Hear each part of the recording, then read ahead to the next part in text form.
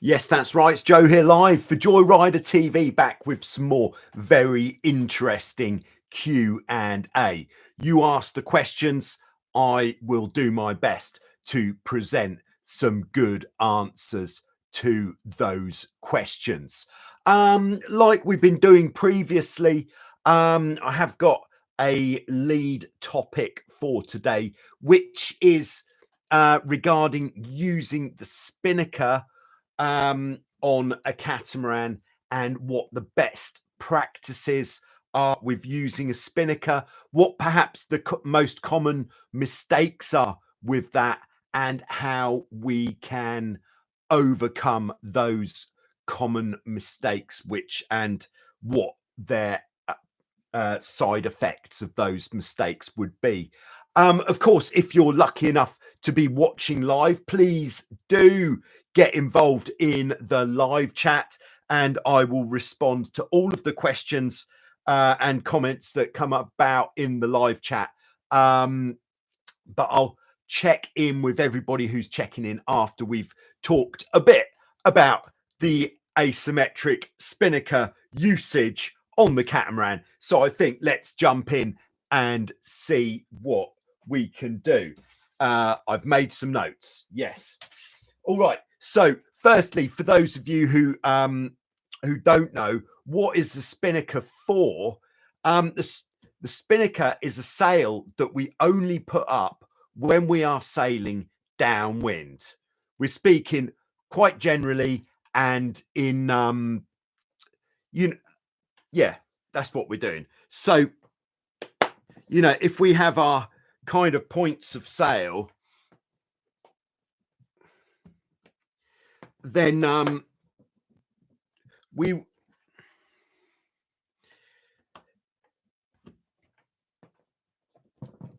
kind of like this. So with the wind coming from here, so we can use the spinnaker mostly in this kind of arena here. And just to get this clarified right now from the start, is when we change to the other tack, if we've got the spinnaker up, we only do this by jibing. The spinnaker is designed only to be used on the more downwind points of sail. Yes, when the wind is a bit lighter, you can sail a bit closer to the wind, like on a beam reach. If the wind is really light and your spinnaker happens to be very flat, then yes, you could even use it on a more close reaching course, but we're not really going to talk about that just now. So he is out of the game. No close reaching today. And when I use the word spinnaker, I know some people don't like it, perhaps. We're talking about the asymmetric spinnaker, which is can also be described as a genaker or genaker, which we've had debates about this in the past, where we should be calling it a genaker on a catamaran, but I believe asymmetric spinnaker is the appropriate term. So I'm going to keep calling it a spinnaker. Sorry if that offends. If it doesn't offend, then do give this a thumbs up at some point. Until it does offend, then turn that into a thumbs down. Sorry about any offense. Okay, so before we put the spinnaker up, what we need to do is we need to have the boat pointing quite far downwind. In fact, the further downwind we point the boat before we hoist, the easier the hoist is going to be, because with the boat pointing nice deep downwind, as the spinnaker goes up, it's going to be in the shadow, the wind shadow of the mainsail, so it's not going to immediately fill with wind, and it's going to be the easiest to get it to the top. Okay, so that is number one. Before the hoist, put the boat very far downwind. In lighter wind, you can get away with having the boat a bit closer to the wind, because obviously when there's less wind, generally, it's having wind in the spinnaker isn't going to suddenly fill it with wind and make it harder to pull up. But I would say, especially if you're less experienced sailing with the spinnaker, start off by, so we all know, because we talk about it almost every week, about our normal catamaran sailors broad reach, where you've got your wind indicators going straight across the boat at 90 degrees. So before you hoist the spinnaker, we could even call it the kite. Can we do that? It will use less syllables.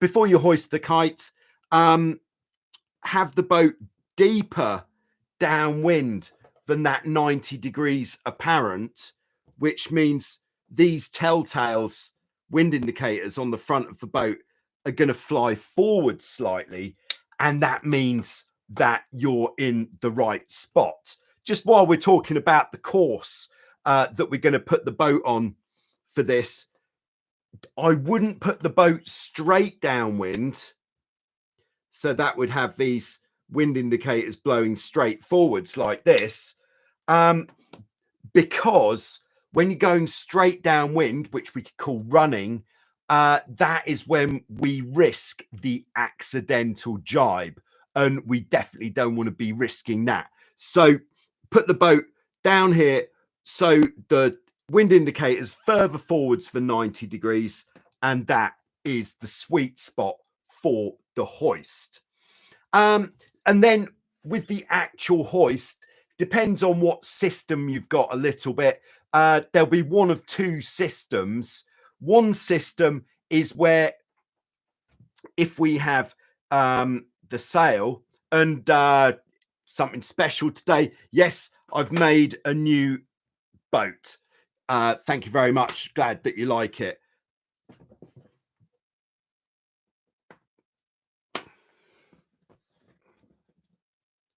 So on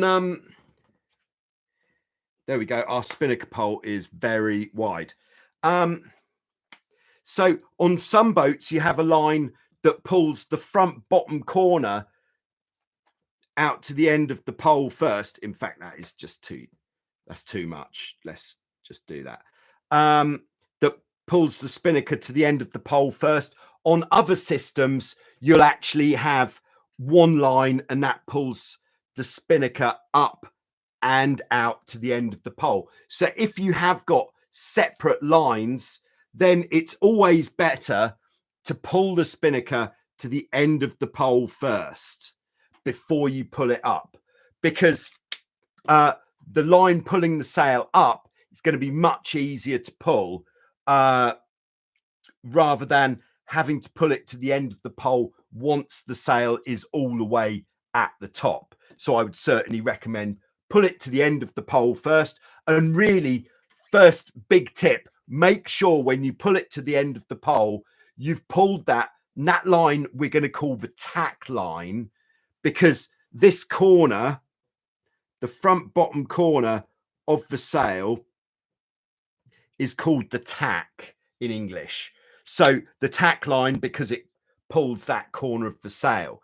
Once the tack line is out and we've got that all the way to the end of the pole and it's tight, we can then pull the spinnaker up using the spinnaker halyard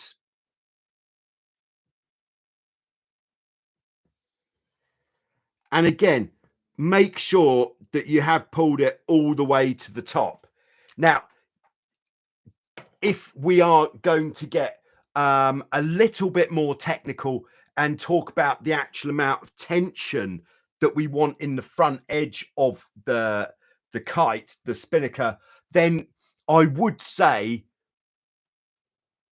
I have made a video about that. It was fairly recently. I think if you put spinnaker tension in on your YouTube search, then that will come up with that video.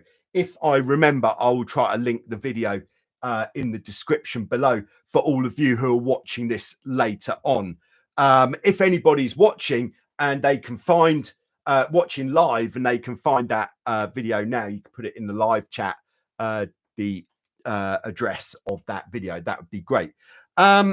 All right, yeah. So tack line out first, make sure it's at the end of the pole, and then pull the spinnaker halyard all the way to the top. Make sure it really is at the top, because it will, it's just, if you're sailing along and then you realize that the spinnaker isn't at the top, you've almost got to stop the boat to then go and pull it all the way to the top and then get going again. And especially any wind strength, but in light winds, it does take a lot of energy to get the boat moving. So it's better just to do it all in one go. Let's do it properly from the start.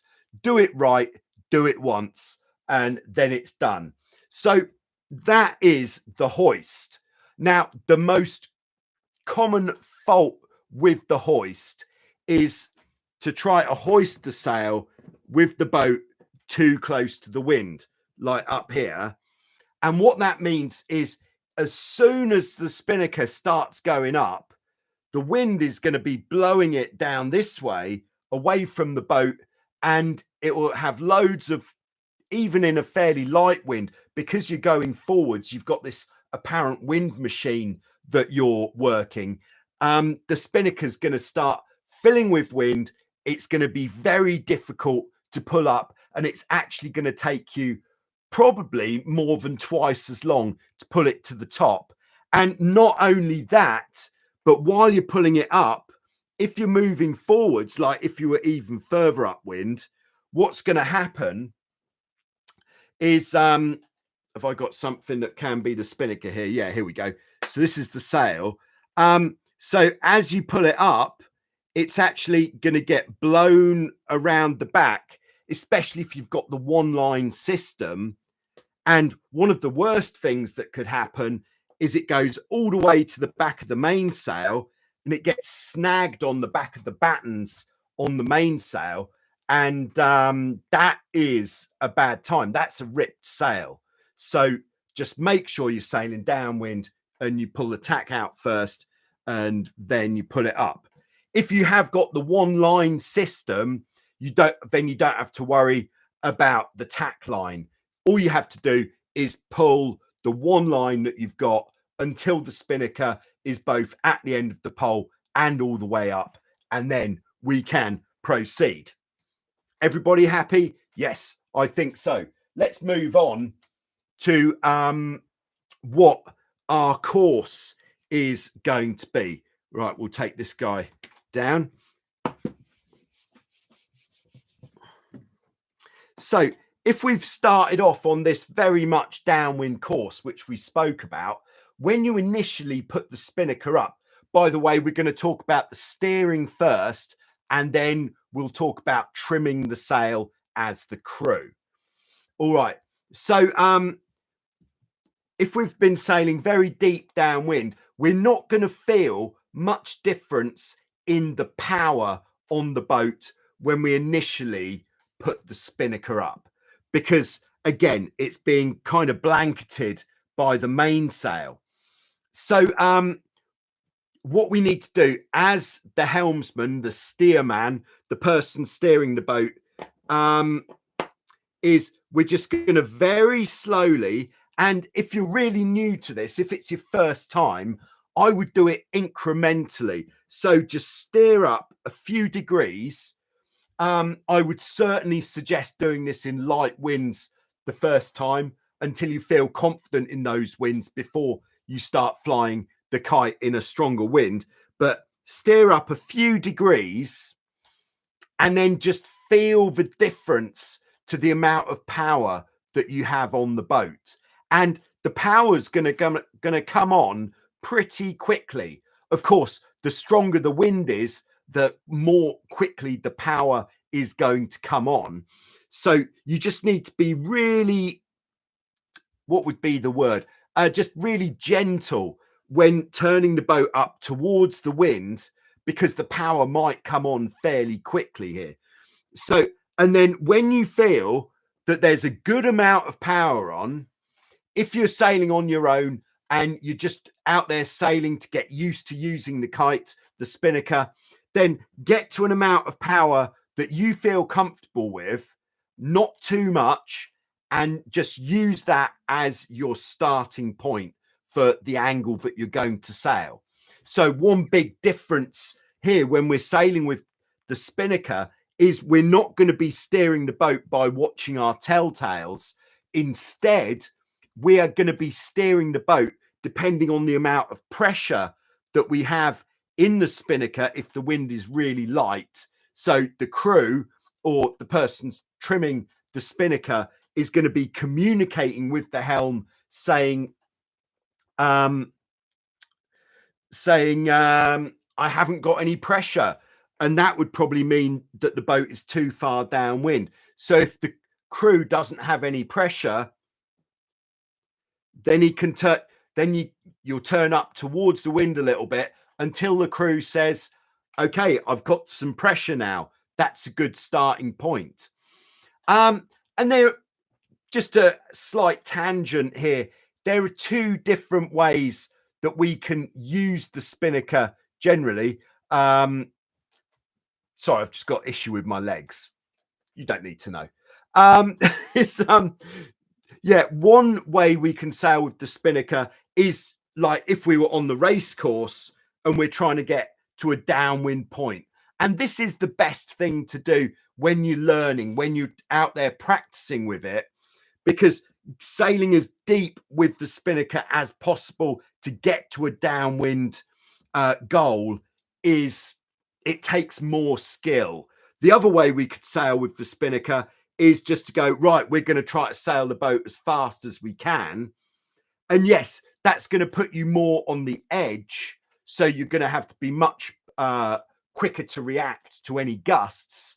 But to sail the boat deep downwind and keep the speed on, now that is what really takes the skill, which is why that is what the usual course is on a race course. Okay, so once we found our starting angle, what we can do is if we want more power, this is controlling power, we're going to turn towards the wind very slowly and smoothly. And we're just going to turn until we feel that power come on. And then we know that that is enough. When we feel that power is on, we're just going to hold that new course. If perhaps we start feeling that we don't want that much power, we're going to bring her back downwind. So this is a little mind shift that you have to engage if you're not used to sailing with the spinnaker, is very much if you get too much power, you have to turn more downwind to get the boat back under control or to depower it, to reduce the amount of power that you have. If you let your old instincts kick in, this is one of the biggest steering problems that we have with the spinnaker up, is if you let your instinct kick in, too much power, let's head up into the wind, then that's actually going to put more power on. And if there's as much as 8 knots of wind, you could even capsize in quite a light wind by turning too much towards the wind with the spinnaker. So you just have to know. You could even keep telling yourselves on the boat while you're getting used to it, okay, remember, bear away in the gust, steer down in the gust, ein bisschen auffallen in the gust, klein beetje anlaufen, no, that'd be the wrong way, in the gust. I'm just trying out languages, but failing, I believe. Yeah, so just make sure you turn downwind in the gust. Now, if we're trying to get a bit more refined with our steering, that's nice. Yeah, we want to get more refined. So what we'll do is we'll head up into the wind, and we want to head up until the windward hull starts lifting. This is what we're looking for to get more refined with the spinnaker. And then as soon as it starts lifting, then we straighten up. We don't turn any more towards the wind. We straighten up once it starts lifting. And then if it starts lifting too much, we're then going to turn downwind slightly, but we're not going to turn wind so it comes back down. We're going to turn downwind so it stops lifting any higher.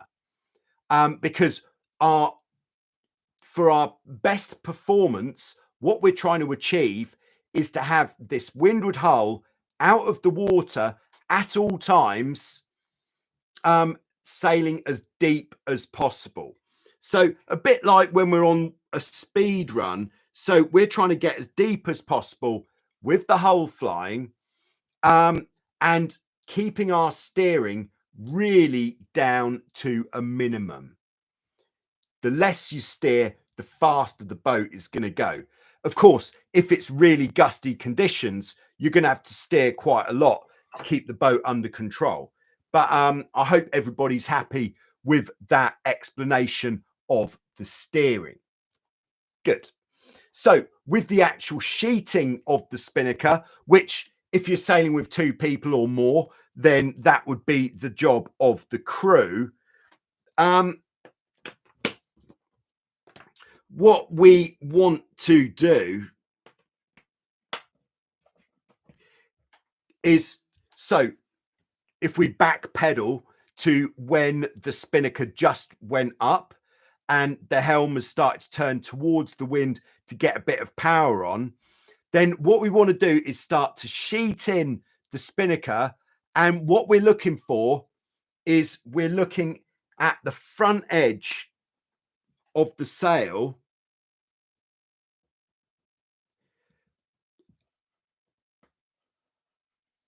and we just want to keep easing the sail out. So we're almost moving the sail all the time using the sheet. So you pull it in and then you're just going to let it out again. You're going to watch this front edge and you just want to ease it out slowly just until that front edge starts to curl, and then bring it back in. So constantly moving the sheet, bringing it in, then easing it out until the front edge starts to curl, and then bring it in just a little bit. And each time you sheet in or out, if the wind's fairly steady, you should be able to get it so you're using less and less sheet to keep the spinnaker really in the sweet spot. Obviously, if we have the sail way too loose and the whole thing's flapping, that isn't really going to help us with our boat speed. But almost equally as bad for our boat speed is if we have the sail in too tight. It really is like putting the brakes on, and it makes the boat feel horrible. If the spinnaker is in too tight, that is why it's so important that the sail has to be moving almost all of the time, unless you can really feel when it's in the right spot. But that takes a lot of time to get to that point when you can really feel it. And until then, you need to be working the sheet a lot, smoothly letting it out, watching the front edge just starting to curl, bringing it back in till that curl just comes out, holding it for a few seconds, then easing it out, bringing her back in. Now, if you do get hit by a big gust and the hull suddenly comes up and the helm wants to turn downwind, at that point, you could just ease a bit of spinnaker out as the boat turns downwind. And then once you're on this new course, then start trimming it the same as before. Is that okay? I think that's pretty much what we need to do. Easing it out. If for any reason, like here's something that happens, because as we've just been talking about, when we head up towards the wind, we get more power. So if we're sailing down here, having a lovely time, and how would this be? And maybe there's a boat here. Yeah, here. Let's say here. And we need to get round the front of him. But we know if we turn that way, we're going to really lift the hull and we might even capsize. Then this is a time when we might have to do what I read it in a book once, and the term I really liked, it's called funking the spinnaker, Funk, the spinnaker, which is just to dump it completely just for a second, let it flap. That will stop you from capsizing. And then once you've got around your obstruction, sheet it in again. That would be the one time when letting the spinnaker flap is appropriate if we have to get around something. Or perhaps this guy's here in a boat on boat situation. Unfortunately for us, with our spinnaker up, this guy has right of way because we're the windward boat. Best way, and this is a really poor situation to be in because we can't turn that way, even with funking the spinnaker, because we're just going to be sat there for ages, unable to get downwind. So we need to avoid this happening in the first place, which means when we're here, we need to go, okay, there's a guy coming upwind. He is going to be, he's going to be trouble. So we need to do something about it early, which might be to jibe here.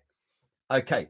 All right. I've just spotted. I'm going to respond to everybody in the live chat, but I've just noticed that I think, yeah, it's Jay Mikhail who actually asked the question in the first place, that he felt he wasn't getting 100% out of the spinnaker on his boat. He has asked a specific question here. Could you tell us how the mainsail should be whilst using the spinnaker? I believe you mean like how much the mainsail should be sheeted in. Well, okay, this is a very good question as well. This would be so if we talk sort of light winds to start with, if let's have a mainsail, let's have a boat mast,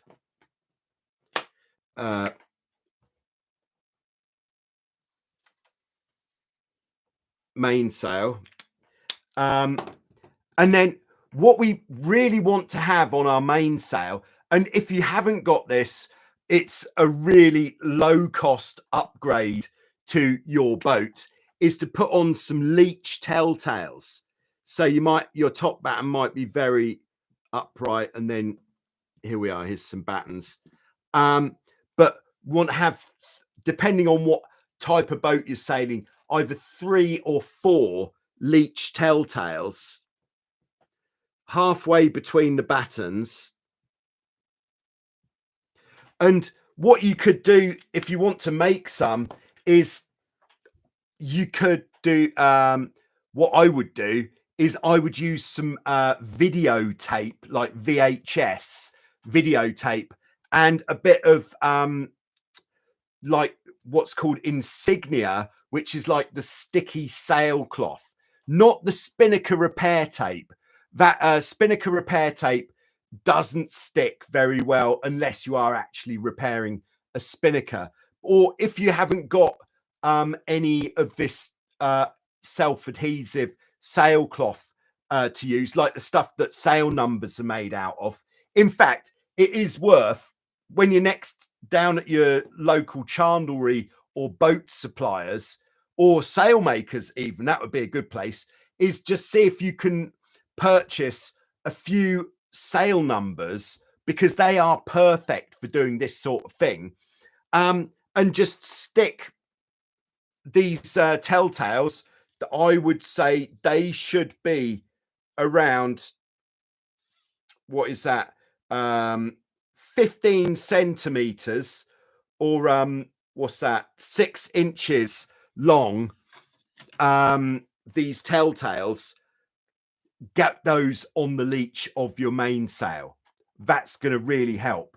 And then what I would do, traveler position, I would stick with the traveler central.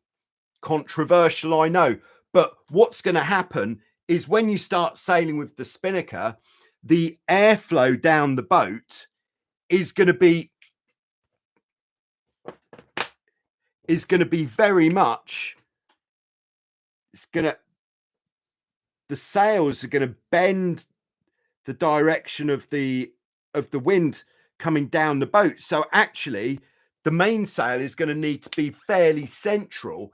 If it's out at all, you're actually going to be creating drag. So we're going to sail with the traveler in. If it's been windy and you needed to do a high wind bear away, of course, let the traveler out to bear away. If it's super light wind, then yes, let the traveler out about, I don't know, 8 inches or so from the center line. But otherwise, if it's not super light wind, then just keep the traveler in the middle. That is what I would do. And then we're going to use the main sheet to trim the sail by watching these leech telltales. And what these leech telltales are telling us is that that part of the sail isn't in too tight. So what we want is, when we've got 4, if we consider that the bottom of the sail is much more directly influenced by the main sheet than the top ones. The closer we are to the main sheet, the more of a direct influence it has over that part of the sail. So what we want to see, that we've got 4 telltales, but we want the bottom one to be hooking around the back of the sail. And it's very much like how we are very much like how we're doing the actual spinnaker itself, easing out, watching the front edge. Here we're easing out, watching the telltales, and when we see this bottom one appear, we'll just pull it in again so that it just goes around the back. So that is what we're looking for with our general mainsail position. As we start going faster, we will need to pull the mainsail in more. If we slow down, like if we go into less wind, we're going to need to let the mainsail out. But here's another, this is a big one. If we get the big gust of wind and we're worried that we're going to stick the nose in, do not let the main sheet off. Because if you do stick your nose in and you let the main sheet off, this is a point where you could actually damage your mast. You could even snap it, because if it's windy enough to worry about sticking the nose in, then there's a lot of pressure.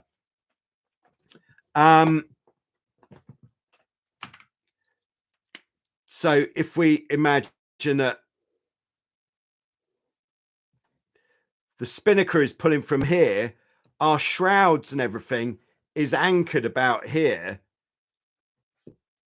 So everything above this point on the mast is unsupported. The only thing supporting that part of the mast is the actual mainsail itself. So it's not important. You don't need to be worrying about supporting the mast in really light winds. Only when there's enough wind to lift the hull consistently, that is when we need to start worrying about supporting the mast. And we're supporting the mast by having the main sheet in, because what the main sheet is doing is pulling down on the leech of the sail,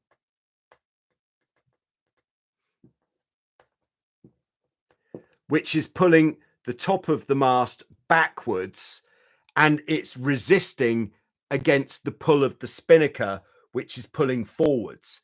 If we had no tension in the mainsail at all, the top of the mast would just be free to bend, and it would only bend so many times until it just snaps. And then it's like, oh, we've just snapped our mast. Gosh. Yeah, so another good reason to keep your main sheet well tightened. But the telltales will tell you how much to have the mainsail in. Thank you very much. All right. So I hope that that clears up that one, J. Mikhail. Back to where we're we've done sheeting. I think the sheeting is good. We're good at sheeting. So if we do get the big gust and we're worried that we're gonna either we're risking going over sideways or forwards, then we're gonna ease a fair bit of spinnaker so that the front of the sail almost collapses a bit. And at that time, the person steering is going to steer the boat downwind until it settles and then straighten up. Spinnaker can come back in, and there we go. We are all good. Okay. Perhaps jibing. Cheers.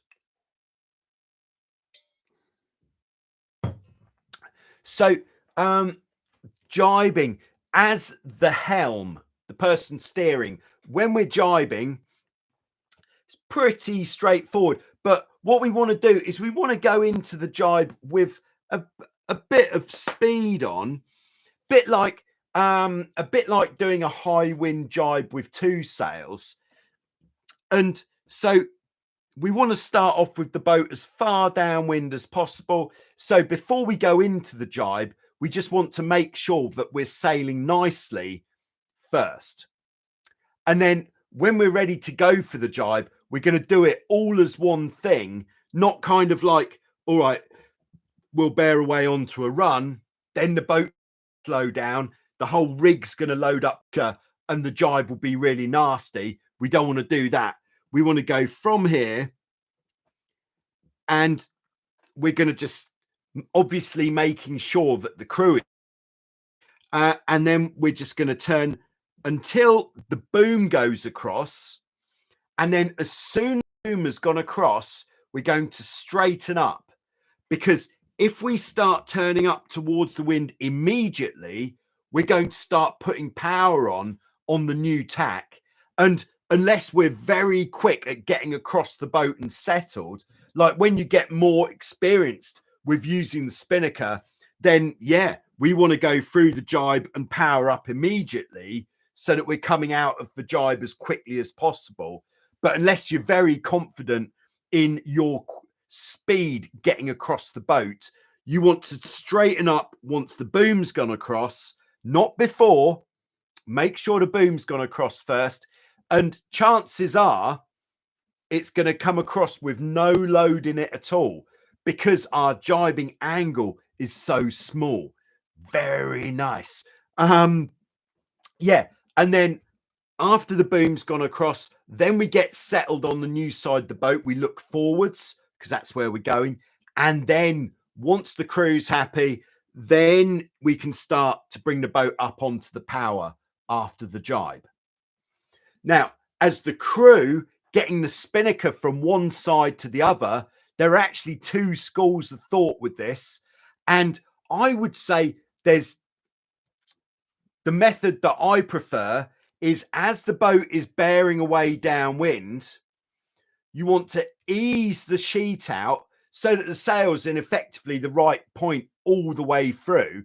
Ease the sail out, and then as soon as the clew, that's the back bottom corner, as soon as the clew is further forwards than the forestay, then pull it across with the new sheet.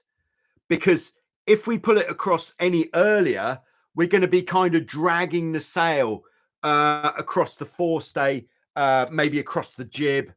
Sorry, I'm going to sneeze.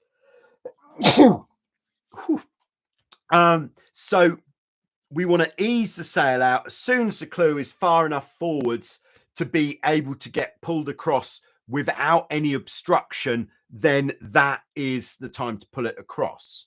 Now, the other school of thought with jibing the spinnaker as the crew is more of a kind of monohull technique where they're sailing with much smaller sails generally. And that is actually as the boat turns into the wind to keep the spinnaker oversheeted a bit. So then if we were to look from above, so hold on. So we've gone from here. Then when we get to here, right, let's see if I can get this right. The spinnaker will then be kind of pulled in up against the jib like that, which means that the wind is going to blow it through. But if you're new to it, disregard that one, because I don't believe in that method. There we go.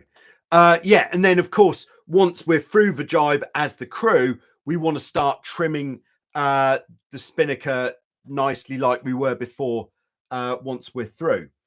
Okay, so with the jib, should it be released or tightened or tighten more when you're sailing downwind with the spinnaker up? Yeah, generally you want to ease the jib out a little bit. You know, if you're sailing something, well, pretty much anything, in fact, before you put the spinnaker up, ease a bit of jib out, and then it's not like you're not going to have a free hand occasionally to be able to alter the jib sheet. So again, once we've got the boat sailing nicely, and this is the sort of thing that once you've had a few spinnaker runs in this amount of wind which you are sailing in, so if you're sailing in 10 knots of wind, once you've had a few runs, you'll start getting the idea of this is a fairly standard amount of jib sheet to ease, and then we know it'll be in roughly the right spot.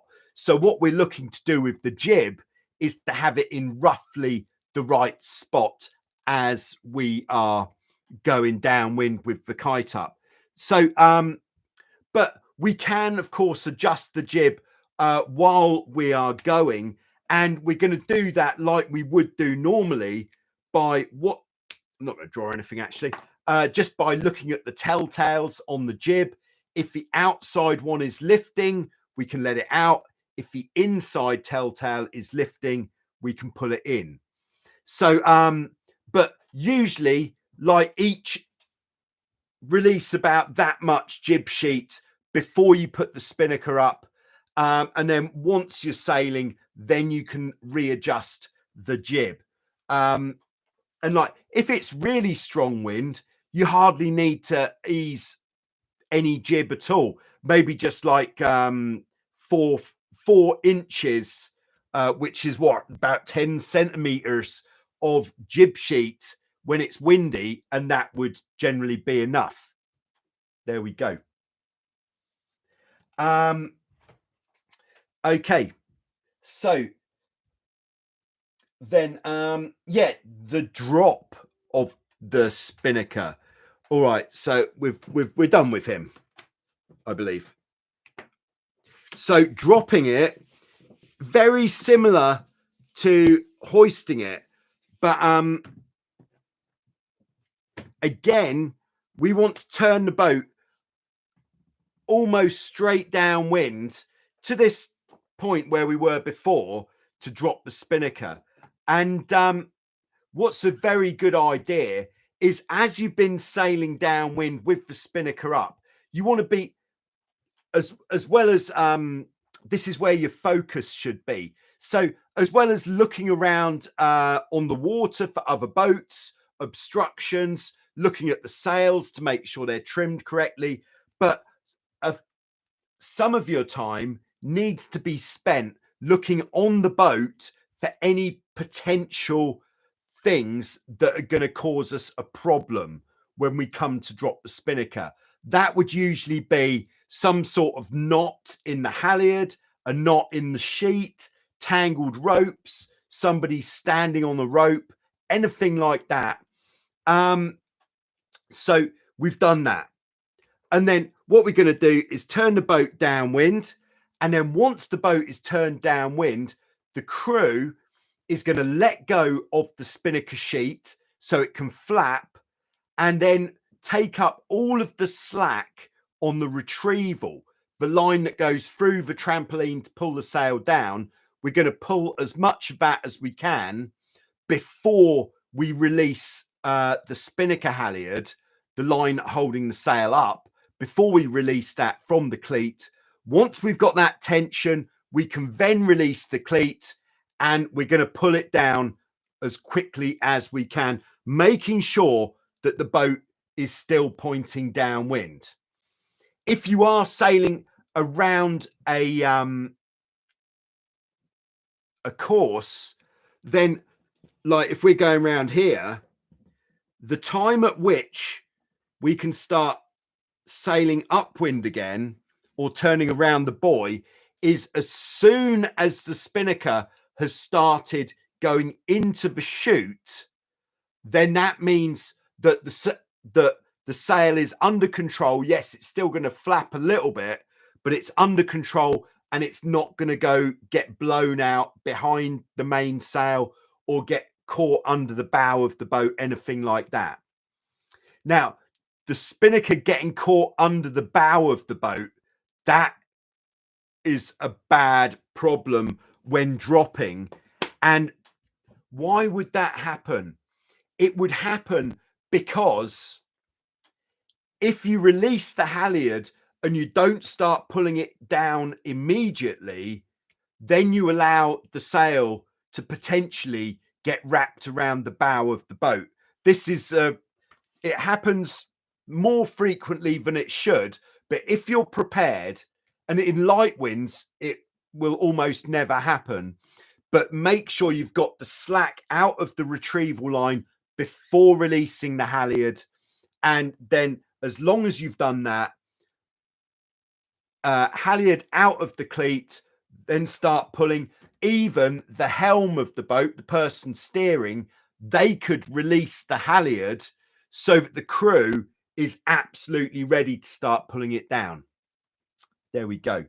And just make sure it's all in the chute before you start sailing off, because if it's a bit windier and you're going out onto the trapeze, you don't want to be out on the trapeze to have the spinnaker flapping out of the front of the chute. That's not very nice. No. Okay. And when it comes to capsizing with the spinnaker, yes, this might happen sometimes. All you need to know is drop the spinnaker before bringing the boat back upright. Dropping the spinnaker will actually be quite easy with the boat on its side, because the lines that you need to pull are right there in front of you. But do pay attention. Something else actually with jibing or dropping the spinnaker is just really pay attention to everything. If for some reason the rope that you're pulling doesn't want to go, don't just pull it harder, because there's a strong chance it's not coming because there's maybe a knot somewhere else that's restricting it, or someone is standing on a rope. Because especially bringing the sail down, if you just try pulling it really hard, then this is another time, especially if your sail isn't brand new, you could actually rip your spinnaker, and that is very disappointing. Okay. So I think I'm going to leave it there on the topic of the spinnaker. We have been going for quite some time already, so well done us. Yes. Sorry for keeping you waiting for the check-in with everyone checking in. So we're going to do that now. All right, we've got Simcoe Monkey, who's made it just on time. That was about 49 minutes ago. All right, we've got Leland Lee in Clearwater, Florida. Good to have you with us, Lee. Also, I believe in somewhere in Florida, we've got Eric. Nice to have you with us, Eric. Bill's with us. Jean is with us. Hanny's with us in Amsterdam. We can see Hanny. Her name is in green, and she's got custom emojis. How do I get that? Just become a channel member. You also get early access to videos. Thorn G is on board. Nice to have you with us. Ryan is there in Maui, Hawaii. He's making mead or honey shine while watching on a stormy Friday morning. Nice. All right, Etan is with us in Santa Cruz. He's been fixing up a Nacra 5.2 and want to rig a spinnaker. I have a buddy with an F18 to copy. Do you know why the pole has pre-bend? I do. All right, so which boat should we use? We'll stick with the kind of tornado shaped boat. So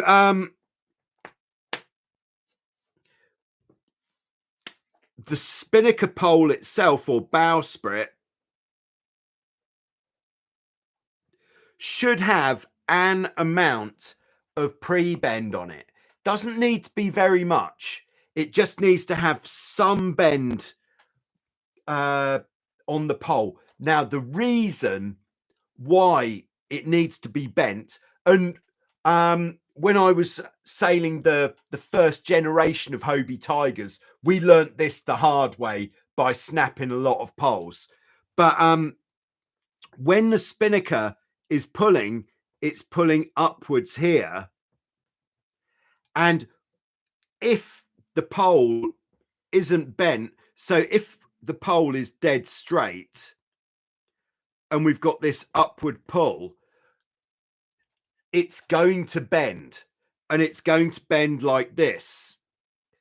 And what's going to happen is as the pole flexes, so here we go, flexing pole, if it's going between straight and bending, when we get a gust going straight again, bending, it's going to snap.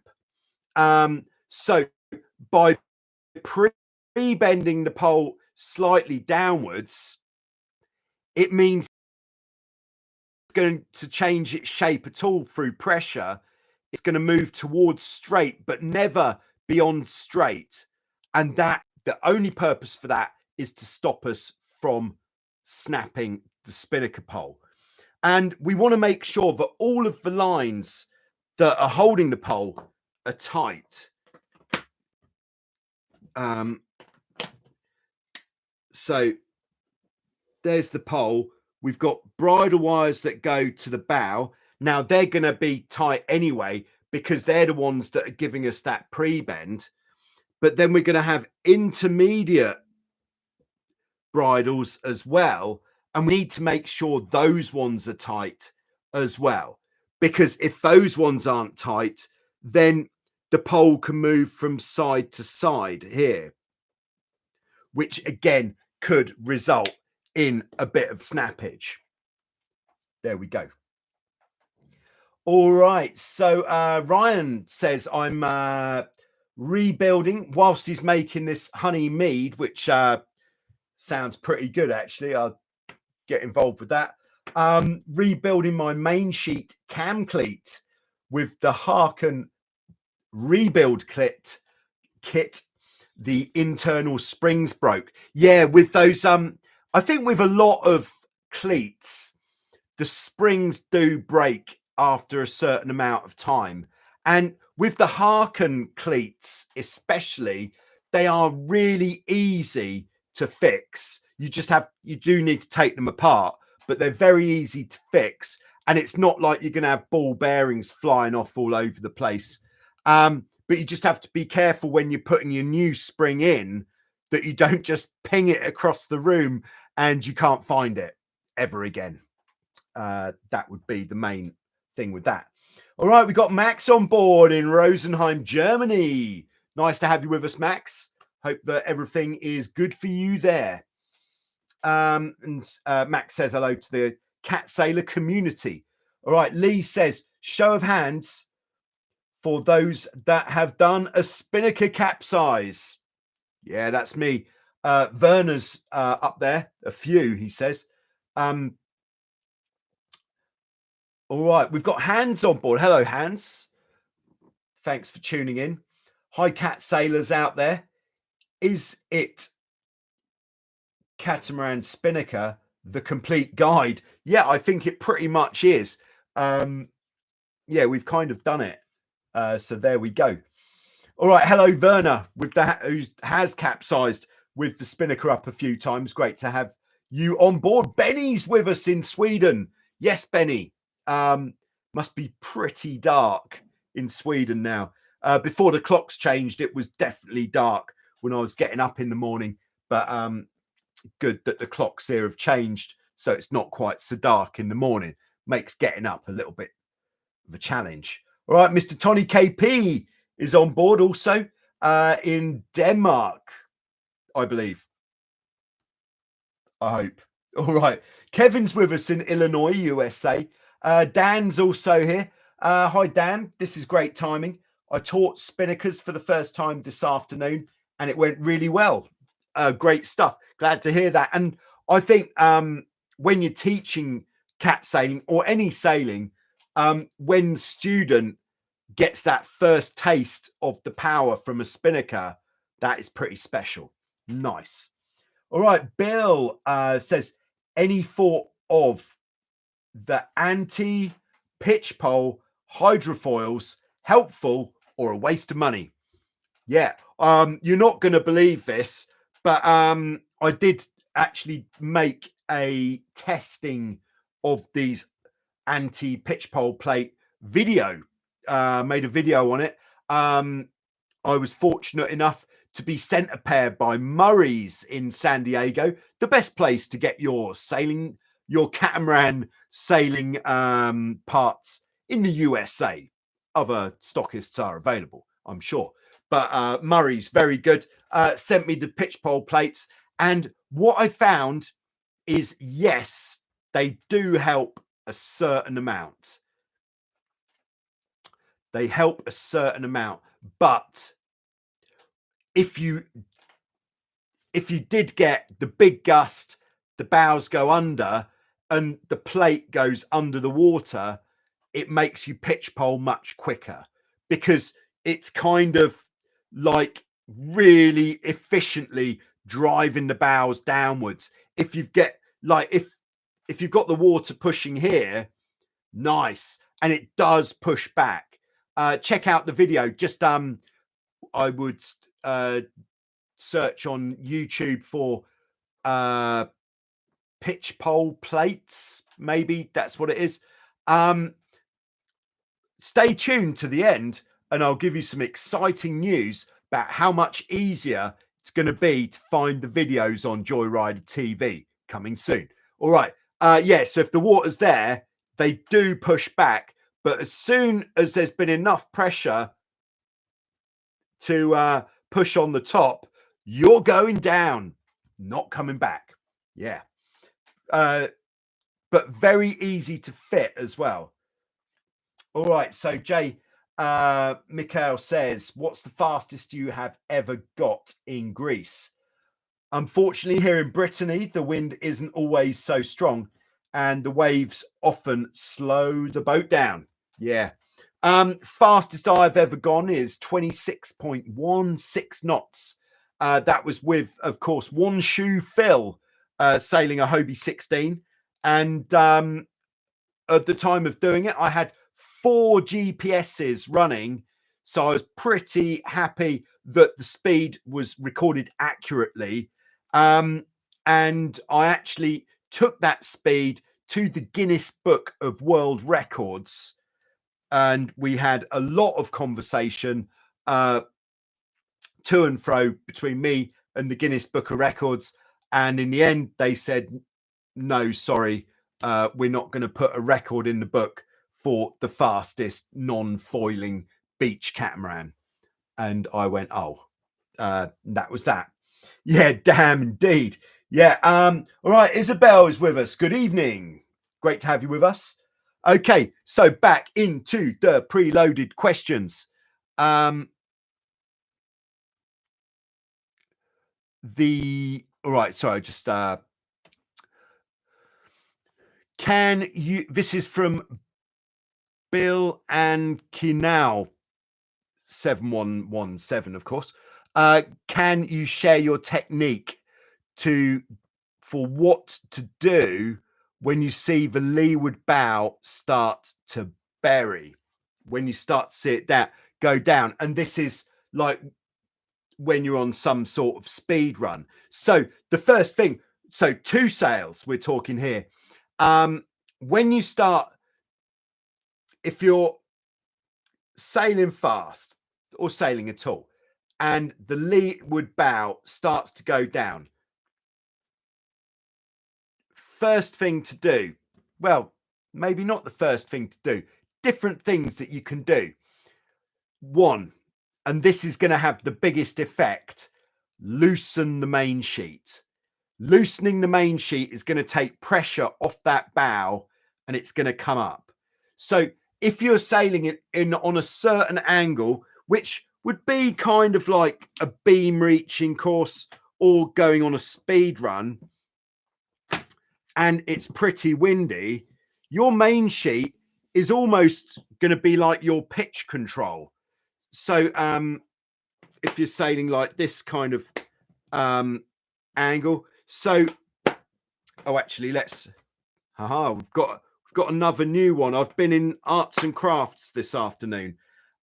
So when you pull the main sheet in, it's going to go down, you let it out, it comes up. Now we could leave this here, pretty simple. Pull it in, it goes down, let it out, it comes up. But other things we can do, one is we can let the jib off as well. That's going to help. Another thing we can do, if we're not as far back on the boat as we can possibly go, we can go further back on the boat. That's going to help. What else can we do? If we're constantly having to loosen main sheet because every time we go to pull it in, the bow goes down, we can loosen the traveller off as well. But our biggest main sheet, our biggest save when the bow goes down is ease the main sheet. That's what's going to have the biggest effect.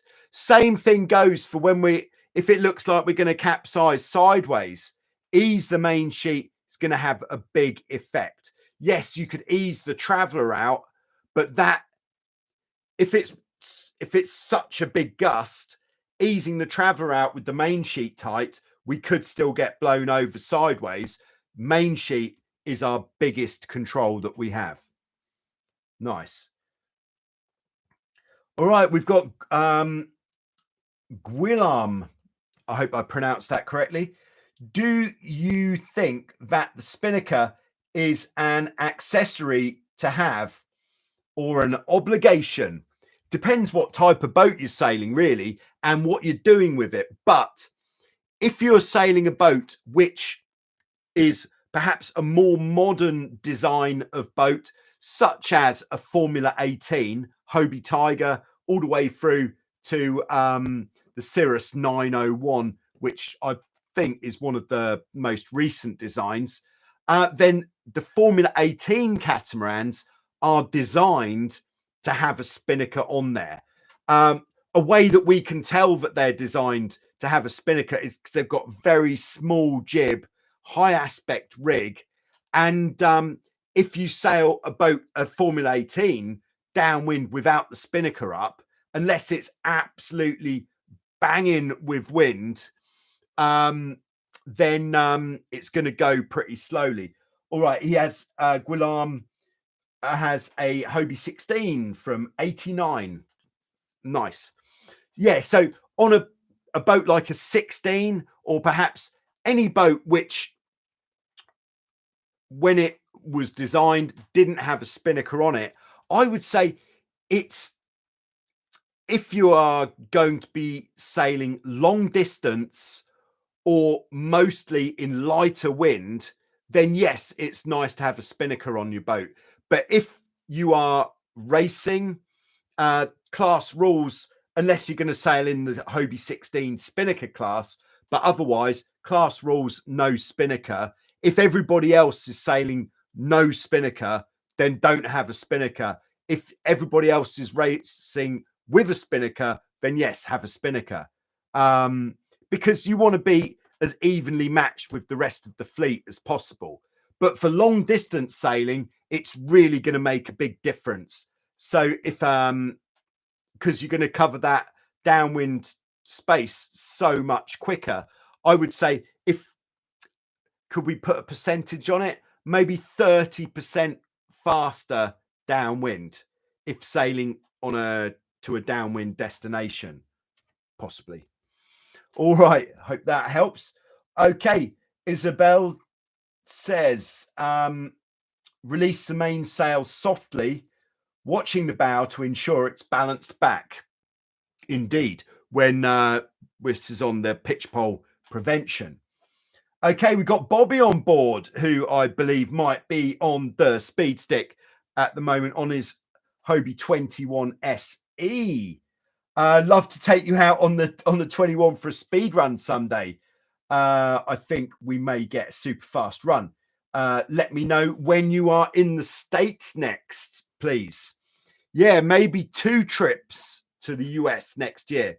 But all of this information it'll come once it's confirmed. But certainly I'll be in America about this time next year. That's for sure. So there we go. All right. Next one in the preloaded questions is from Singapore 1. All right. And this is on the topic of the capsize. And yes. So just to, what's the word? Paraphrase the question just to the nuts and bolts of it. If we're capsized,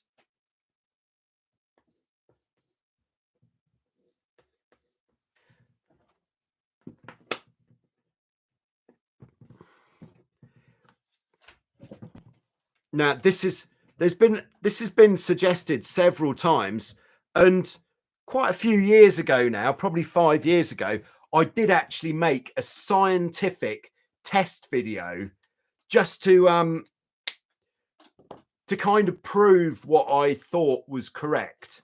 And hate to say it, but it did prove that what I thought was correct. But what we are talking about is with your capsize writing line, there are different ways that we could have it. So if we have our person on the boat here,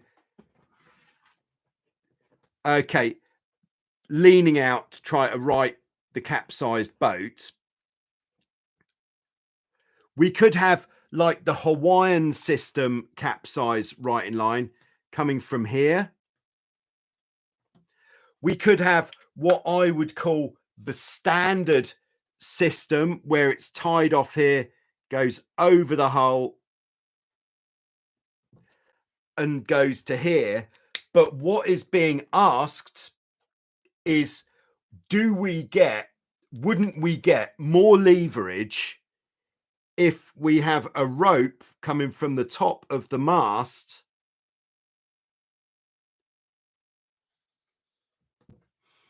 and then there we are? Now, I would say that the regular, which is in orange here, the regular system, I think definitely has more, gives you more writing power than the Hawaiian system. The reason is because if we have that line going over the widest part of the hull, it's pulling from further over, which means that we have a little bit more leverage there. Hope everyone's with me there. If not, don't worry. Now, with what about the line tied directly to the top of the mast? Well, for one thing, it's going to be a pain. That's for one thing. But what I believe and what I've tested is, you see where this rope, the orange one, is going over the hull, it's not like we're pulling from here. So there's enough friction. So we're kind of pulling, let's do this so we can see it. We're pulling from here because, yeah, or maybe even we're pulling from there. So it's like we're pulling the hull there. But what that is doing is the hull is then attached by the shroud to the mast. So it's the same thing as if this line went all the way to there, and it's already there because the hull is attached to the shroud, shroud's attached to the mast. Now, is having it go to the top of the mast going to give us any more? I don't think it will. I think it would actually give us more leverage.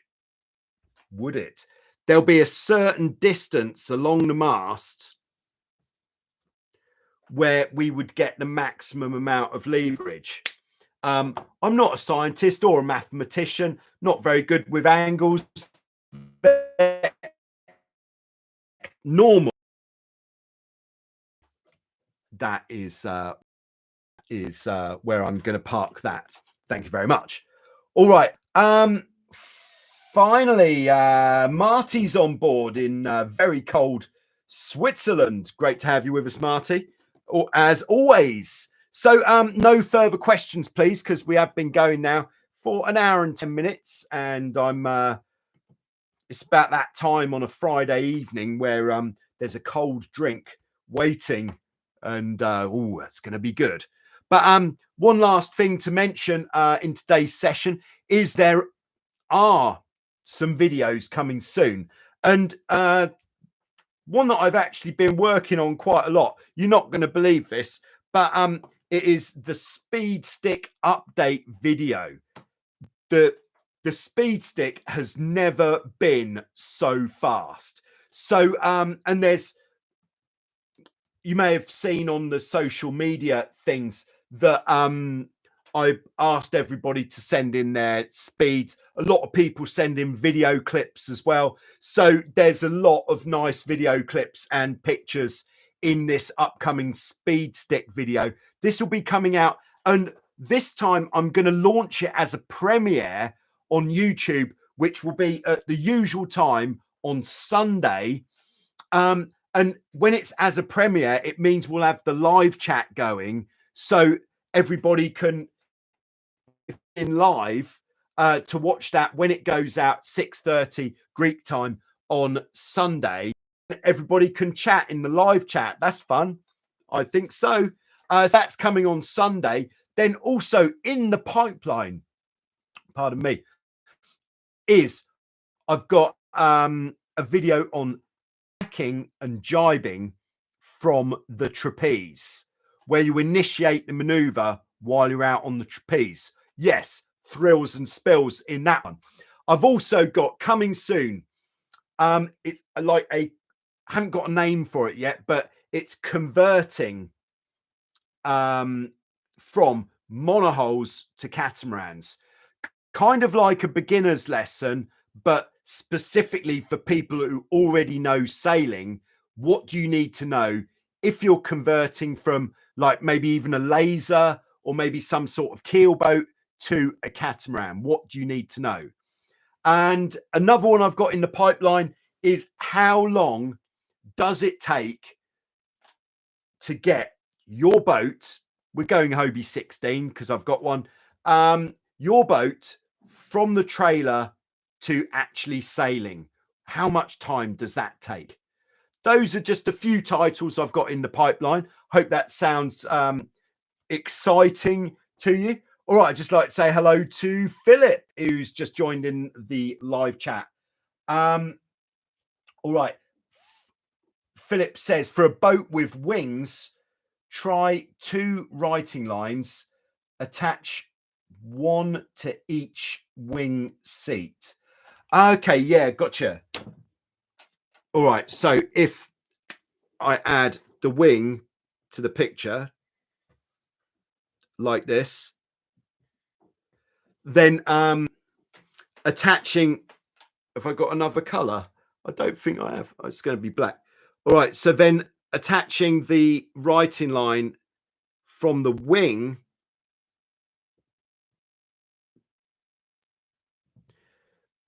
Is that what you're suggesting, Philip, like that? Because I can see that would have a positive effect. Yeah, so if you've got wings, attach your writing line to the wing. But the only little concern there for me on that one is, could it potentially damage your wing? I think the wings are pretty bomb proof, aren't they? So you'd probably be all right. Okay, so I think yes, that is all we've got time for today. I hope you've enjoyed all this fabulous information that's been coming your way. If you could just use your magic finger and hit the like button before you leave, that would be great. Otherwise, it'd be great if you could all be there 6:30 on Sunday for the premiere of the latest Speed Stick update. If you want to get on the Speed Stick, you are going to be too late to get into this update video. It's already done. So there we go. So thanks very much. There we go. And I'll see you soon. I'll see you soon on Sunday with some more, in fact. Cheers. Bye.